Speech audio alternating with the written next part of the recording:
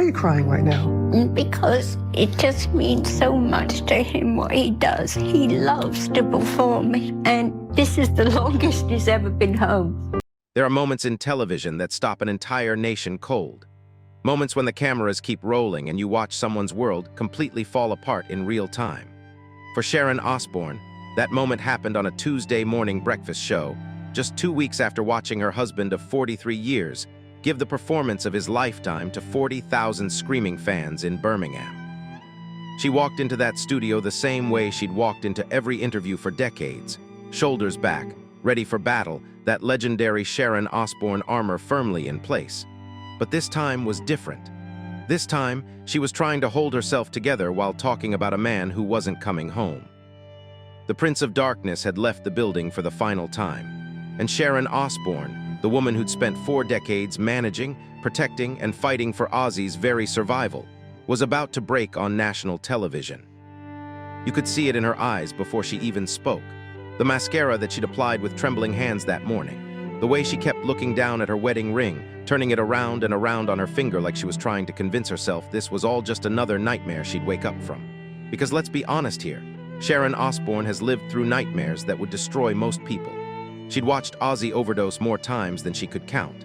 She'd held his hand through rehab after rehab. She'd literally watched his heart stop beating on an operating table and somehow willed him back to life. But this was different. This was final.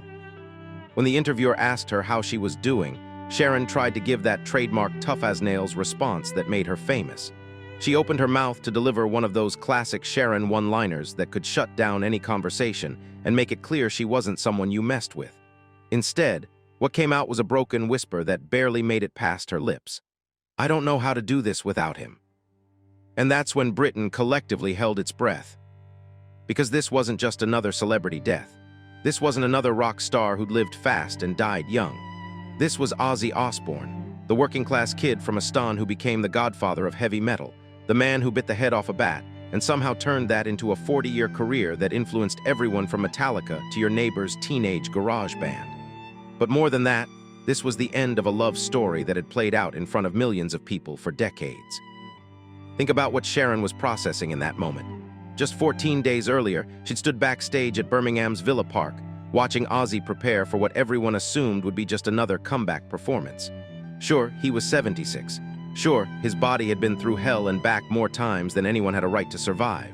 But this was Ozzy Osbourne we're talking about, the man who'd cheated death so many times that people started calling him immortal. On July 5th, 2025, Sharon watched her husband walk onto that stage in front of 40,000 people in the city where it all began. She watched him grab that microphone like it was a lifeline, like he was drawing strength from every single person in that crowd.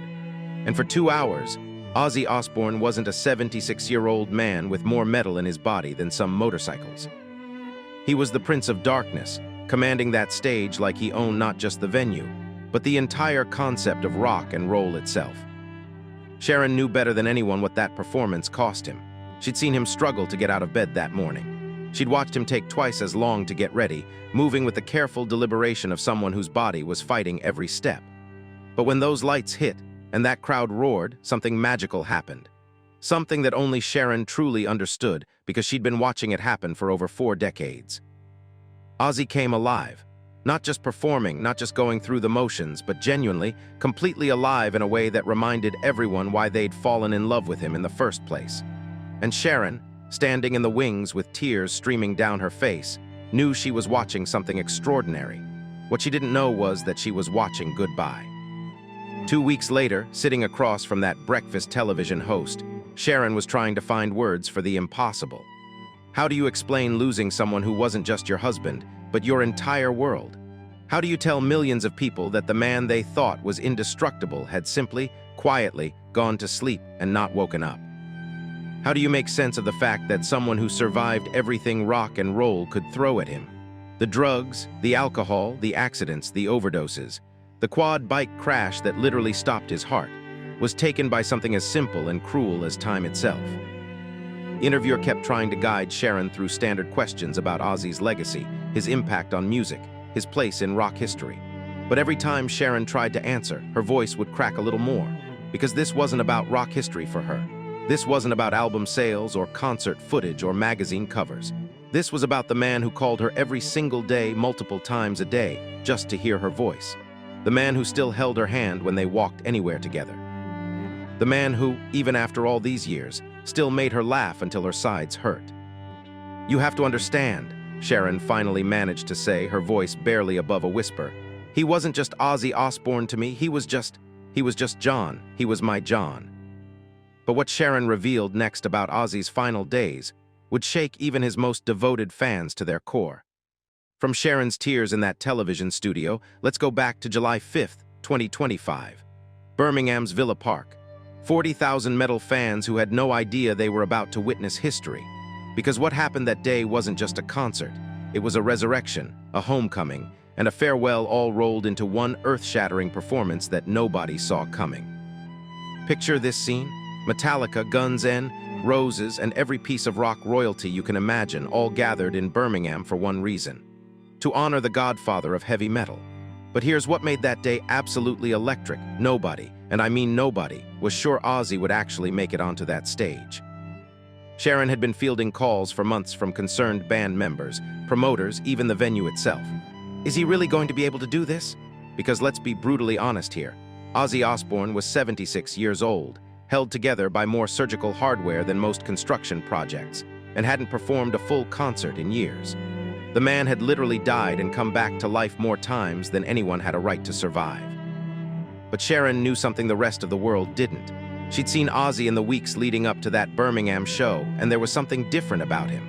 Something that reminded her of the hungry kid from Aston who'd first grabbed a microphone all those decades ago. He wasn't just preparing for a performance, he was preparing for something much bigger. He was coming home. The morning of the concert, Sharon watched Ozzy move around their hotel room with a determination that both thrilled and terrified her. Every movement was deliberate, careful, like someone marshaling every ounce of strength for one final battle. And that's exactly what it was. One final battle between Ozzy Osbourne and time itself. "You know what's mad about all this?"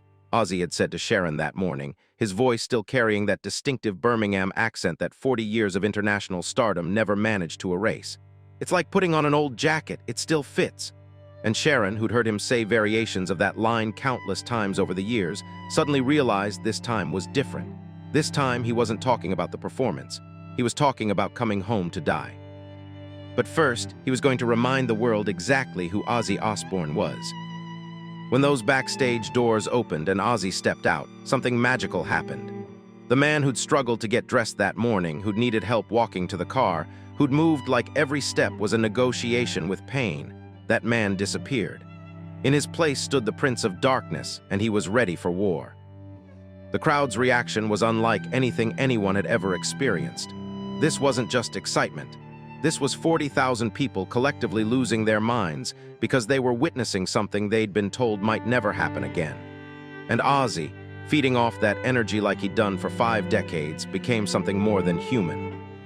"I've been to Birmingham before," he told that crowd, his voice cutting through the night air like a blade. "But I've never been home like this." And every single person in that venue knew they were hearing something profound, something final. For 2 solid hours, Ozzy Osbourne defied everything medical science had to say about what his body should have been capable of. He didn't just perform. He commanded that stage like he was drawing power directly from the earth beneath Birmingham. Every song was delivered with the intensity of someone who knew this was their last chance to say everything they'd ever wanted to say. Sharon, watching from the wings, was experiencing a mixture of pure pride and absolute terror. She could see what this performance was costing him. She could see the way he gripped the microphone stand just a little too tightly, the way he paced himself between songs in ways that only someone who'd watched him for 40 years would notice. But she could also see something else, pure, undiluted joy. This was Ozzy Osbourne doing what Ozzy Osbourne was born to do. And for those 2 hours, age was just a number, physical limitations were just suggestions, and time itself seemed to stop out of respect for what was happening on that stage. The other performers that day, legends in their own right, all said the same thing afterward. They weren't just sharing a bill with Ozzy Osbourne. They were witnessing the final chapter of a story that started in working-class Birmingham and somehow conquered the entire world. Metallica's lead singer, visibly emotional after Ozzy's set, said it best. "We all came here to honor him. Instead, he honored all of us. But here's what makes that night even more incredible. Ozzy knew. Somehow, someway, Ozzy Osbourne knew this was goodbye. Not in any morbid, depressing way, but in the way that only someone who'd lived life to its absolute fullest could know. This was his victory lap, his final bow, his last gift to the millions of people who'd followed him on this impossible journey from Birmingham Council estate to rock and roll immortality. When the final song ended and Ozzy took that last bow, the applause went on for nearly 10 minutes. 40,000 people refusing to let the moment end because they understood they'd just witnessed something that would never happen again. And Ozzy, standing at the edge of that stage with his arms raised, looked like he was absorbing every cheer, every scream, every ounce of love that crowd could give him. Sharon, watching from the wings with tears streaming down her face, knew she'd just watched her husband give the performance of several lifetimes. What she didn't know was that in 14 days, the man who'd just proven he was immortal would quietly slip away in his sleep, leaving behind a legend that will echo through Birmingham and beyond for generations to come. What happened in those final 2 weeks between triumph and tragedy reveals the true cost of being a rock legend. Behind every legend stands someone who fought harder than anyone knows. And Sharon Osbourne's battle for Ozzy's life wasn't just the greatest love story rock and roll ever produced. It was a 40-year war that cost her everything she thought she was and gave her everything she never knew she needed. Most people know Sharon as the tough-talking manager who could intimidate record executives and make grown men cry with a single glare.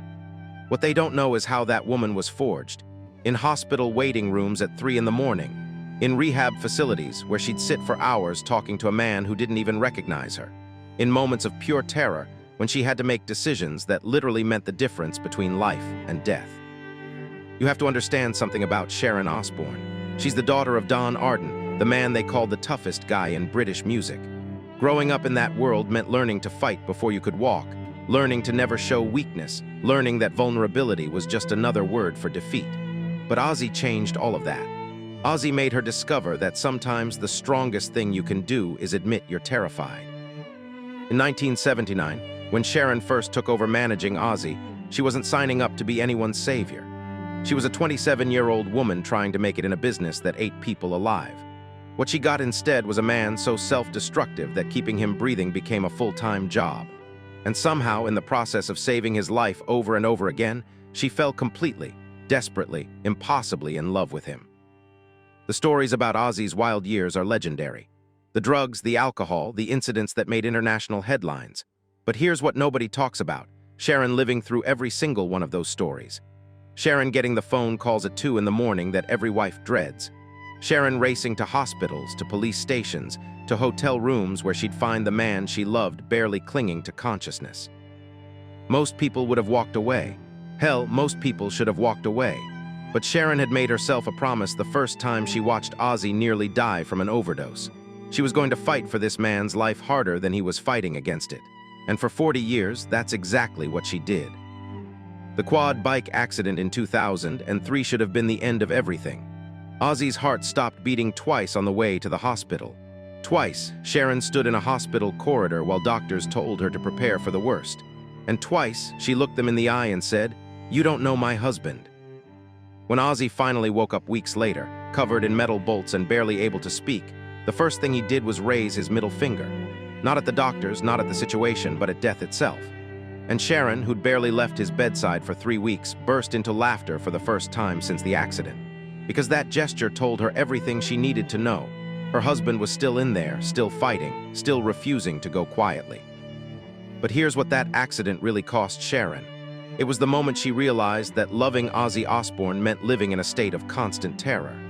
Not just fear about his next performance or his next album, but genuine fear that any phone call, any moment, any ordinary Tuesday could be the one that changed everything forever.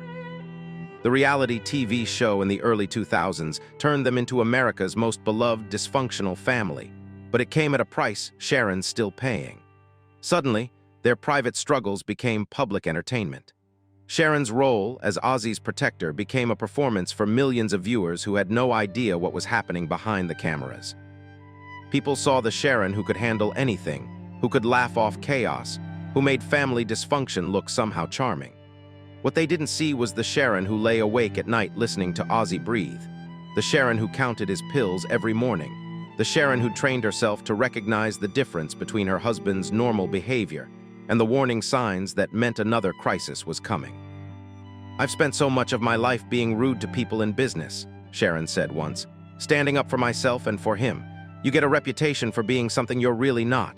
You're actually somebody quite different." And that somebody different was a woman who'd sacrificed her own identity to become Ozzy's shield against a world that wanted to consume him. After the reality show ended, Sharon thought things might get easier. But fame like that doesn't just disappear, it transforms. Now she wasn't just protecting Ozzy from his own demons, she was protecting him from a level of public scrutiny that would have broken most people. Every time they left the house, every public appearance, every interview became another battle in Sharon's ongoing war to keep the man she loved safe. The cruel irony is that Sharon became famous for being tough, for being the woman who could handle anything.